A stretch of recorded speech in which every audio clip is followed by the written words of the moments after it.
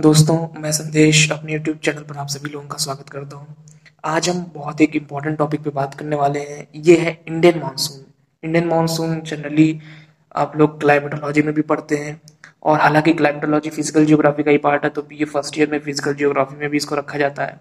अलग से क्लाइमेटोलॉजी में तो पढ़ा ही जाता है इसको। साथ ही साथ इंडियन जियोग्राफी में भी इसे हम पढ़ते हैं। और ये एक ऐसा टॉपिक है जिससे हमारा जीवन बिल्कुल जुड़ा हुआ है, तो सभी को इसके बारे में जानकारी जरूर होनी चाहिए। और हम लोग तो चूंकि जियोग्राफी के स्टूडेंट हैं, तो हमारे लिए तो ये टॉपिक बहुत ही ज़्यादा इम्पोर्टेंट हो जाता है। तो आज के इस अध्याय में हम लोग इंडियन मानसून पे बात करेंगे। एक और वीडियो ऑलरेडी चैनल पर अपलोड है, उसका लिंक मैं डिस्क्रिप्शन में दे दूंगा। वो एक छोटी वीडियो थी इंडियन मानसून पे। उसमें मैंने क्या किया था कि मुझे लगा कि जब अभी न्यूज़ में पहले आया था कि मानसून सही समय पे आ गया इंडिया में, तो मुझे लगा कि इस पे छोटी सी वीडियो बनानी चाहिए, जिससे इसकी जो जटिलताएं हैं, अब हम लोग तो यहाँ पर डिटेल में पढ़ेंगे। मानसून के कम से कम हमारे 7 से 8 चैप्टर्स होंगे, लेकिन वहां पर मैंने सिर्फ एक छोटी सी वीडियो में 16-17 मिनट का होगा वो संभवतः, उसमें मैंने सभी जो मेन मेन एस्पेक्ट्स हैं उन पे बात की, जिससे एक ऐसा इंसान, एक ऐसा व्यक्ति जो जियोग्राफी के टर्म से नहीं भी परिचित है, उसे नहीं पता है कि ITCZ क्या है, उसे नहीं पता है कि फेरल का नियम क्या है या डिफ्लेक्शन फोर्स क्या होती है, लेकिन फिर भी वो उसको समझ सकता है। तो मैंने बस उसमें बेसिक बेसिक पे बात की कि हर कोई एक नॉर्मल स्टूडेंट भी जो इन चीज़ों को नहीं जान रहा है, वो भी इंडियन मानसून को समझ जाए। तो उसका भी लिंक मैं डिस्क्रिप्शन में दे दूंगा। वो एक ऐसा वीडियो है जिसको देखकर आपका बिल्कुल बेसिक कॉन्सेप्ट क्लियर हो जाएगा मानसून का। लेकिन अब तो हम लोग को जो पढ़ना है, ये हम अपने सिलेबस पे पढ़ रहे हैं। हम लोग जियोग्राफी के लेवल का पढ़ने जा रहे हैं। मतलब अब हम लोग मानसून में डिटेल में पढ़ेंगे। हम उसकी अलग अलग थ्योरीज को पढ़ेंगे। अलग अलग विद्वानों ने अलग अलग सिद्धांत दिए हैं, उस पे हम लोग बात करेंगे। तो उसमें से आज का जो हम लोग का पहला पार्ट है, आपने पहले ही देख लिया होगा, Indian monsoon introduction class. Indian monsoon एक ऐसा टॉपिक है जो बहुत ही ज्यादा जटिल है। जटिल का मतलब इसमें बहुत सारी चीजें हैं। तो अक्सर स्टूडेंट्स कंफ्यूज रहते हैं कि हमें पढ़ना क्या है। कुछ चीजें वो बीए फर्स्ट ईयर में पढ़ते हैं, इंडियन ज्योग्राफी में कुछ चीजें और ऐड हो जाती हैं। कभी शॉर्ट नोट्स से भी इसमें क्वेश्चंस आते हैं, और जब आप पीजी लेवल पे जाते हैं तो बहुत ज़्यादा चीज़ें आ जाती हैं। यूजी लेवल पे, बीए लेवल पे जनरली हम थ्योरीज पे बात नहीं करते हैं इंडियन मानसून की, लेकिन हाँ, पीजी लेवल पे या बीए लास्ट ईयर तक इसकी थ्योरीज भी हमें पढ़नी पड़ती हैं। तो इसीलिए मुझको लगा कि इसका एक पहला क्लास इंट्रोडक्शन क्लास होना चाहिए, जिसमें कम से कम आपको ये क्लियर पता चल जाए कि हम लोग क्या क्या पढ़ेंगे और वास्तव में आपको पढ़ना क्या क्या है। तो चलिए हम लोग अब अपने इस अध्याय को शुरू करते हैं। क्या क्या हमें पढ़ना है, ये चीज, इसके बारे में जानकारी होना बहुत ज्यादा जरूरी है। तो सबसे पहले आज के इस अध्याय में तो हम लोग ये जानेंगे कि क्या क्या पढ़ना है, और हम आज बेसिक इसका डेफिनेशन भी देख लेंगे, ठीक है। और फिर इसका सेकंड जो इंपॉर्टेंट चीज होती है वो है इसकी थ्योरीज। ये सेकंड है थ्योरीज। थ्योरीज में मैंने शॉर्ट में लिख दिया है, ये थर्मल कॉन्सेप्ट है, हेली का एरोलॉजिकल कॉन्सेप्ट, शेरहैग का डायनामिक कॉन्सेप्ट, फ्लॉन का, स्टर्ली जेट थ्योरी, पिकोटेस्वरम और कृष्णा की, और मोनेक्स थ्योरी। ये सारे इसकी थ्योरीज हैं।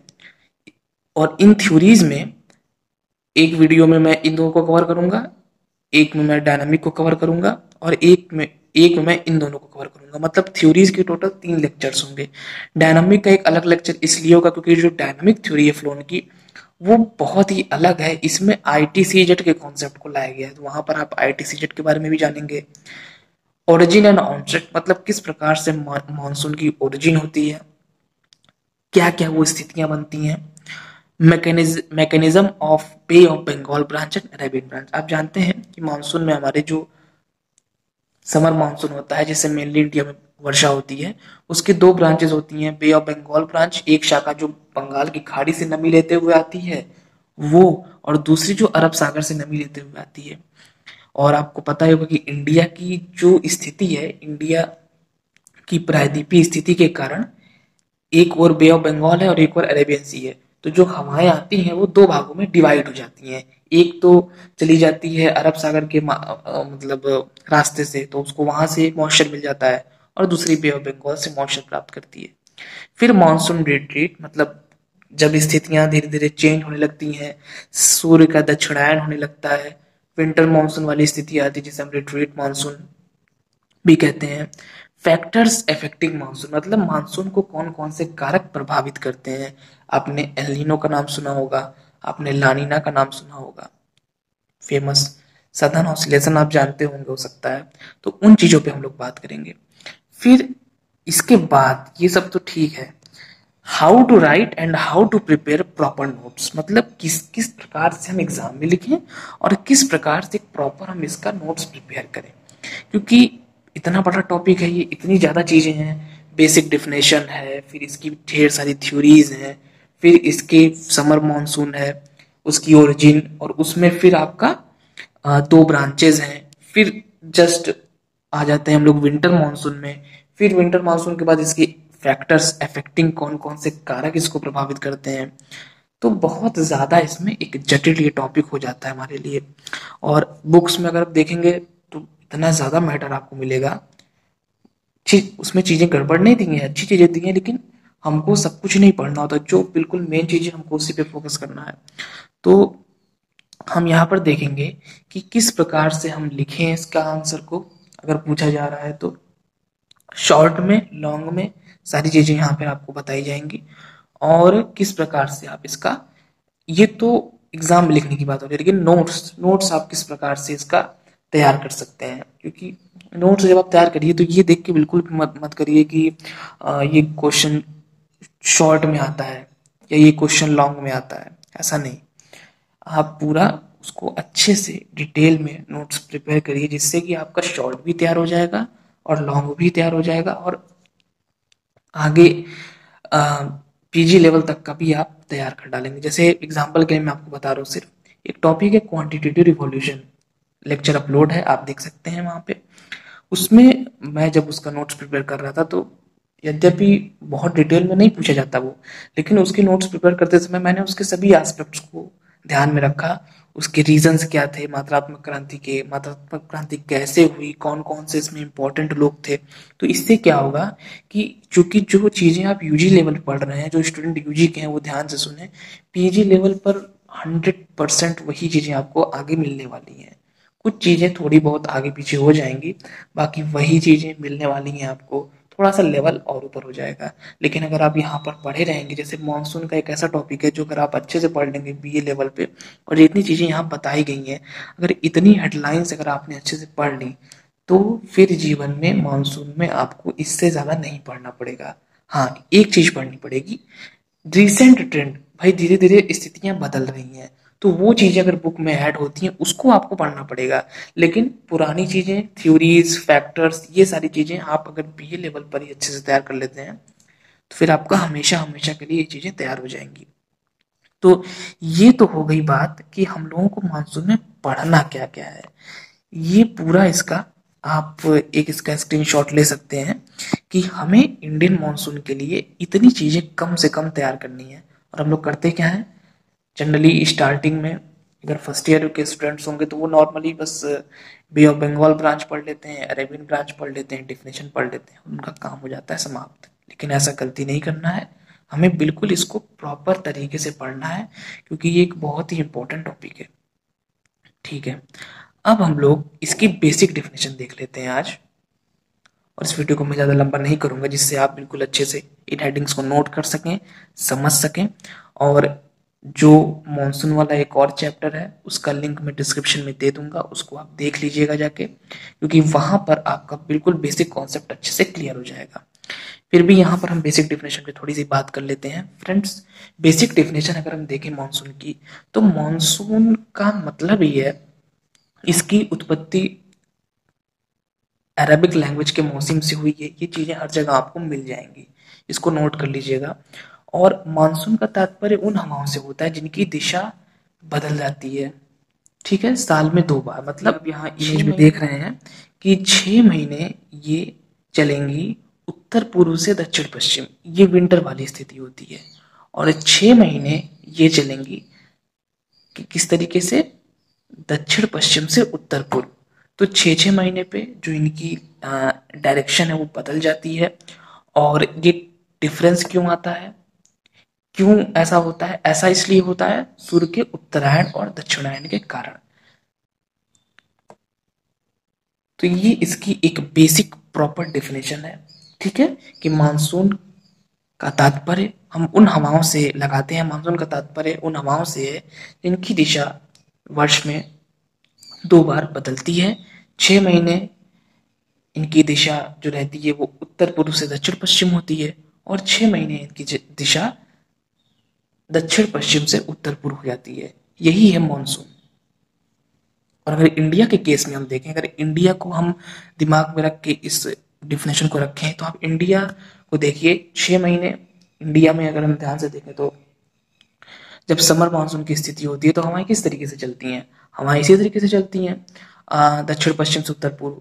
6 मंथ, 6 मंथ मतलब आप इसको जोड़ लीजिए लगभग मार्च से, तो मार्च, अप्रैल, मई, जून, जुलाई, अगस्त, अप्रैल से जोड़ सकते हैं लगभग। मतलब जब सूर्य धीरे धीरे उत्तर की ओर जाना शुरू होता है तब से हम समझ सकते हैं। फिर लगभग आप मान के चलिए अक्टूबर, नवंबर, दिसंबर, जनवरी, फरवरी, मार्च, ये 6 महीने जो रहता है वो समर मानसून वाली स्थिति ऑलमोस्ट रहती, सॉरी विंटर मानसून वाली स्थिति रहती है। लेकिन ये 6 महीने थोड़ी समर मानसून वाली स्थिति रहती है। तो इंडिया में अगर आप वर्षा को अच्छे से समझ रहे हैं, और मेन अगर आपका उत्तरायण और दक्षिणायन वाला कॉन्सेप्ट क्लियर है, चलिए उसको मैं यहाँ पे बता दे रहा हूँ। उत्तरायण दक्षिणायन क्या है फ्रेंड्स? उत्तरायण और दक्षिणायन को समझने के लिए आपको इस फिगर को ध्यान में रखना पड़ेगा। यहाँ पर आप ध्यान से देख रहे हैं कि सन 4 डेट्स आपको दिमाग में रखनी होंगी। 21 मार्च, 21 जून, 23 सितंबर और 24 दिसंबर। कुछ बुक्स में थोड़ा डेट आगे पीछे हो सकती है, लेकिन रहेगी इसी के आसपास ही। मार्च में क्या होता है कि सूर्य विषुवत रेखा पे लंबवत रहता है, ठीक है। इसके जस्ट बाद 21 मार्च की हम बात कर रहे हैं, ये उत्तर की ओर जाने लगेगा। इसे ही कहते हैं उत्तरायण। मतलब जब सूर्य उत्तरी गोलार्ध में प्रवेश कर जाता है, दैट इज कॉल्ड, इसे हम क्या बोलते हैं? उत्तरायण की स्थिति। और वही जब दक्षिणी गोलार्ध में प्रवेश कर जाता है तो वो दक्षिणायन हो जाता है, सदर्न हेमिस्फीयर में। तो बेसिक डेफिनेशन तो यही है इसकी, ठीक है। अब होता क्या है, स्थितियां क्या बदलेंगी?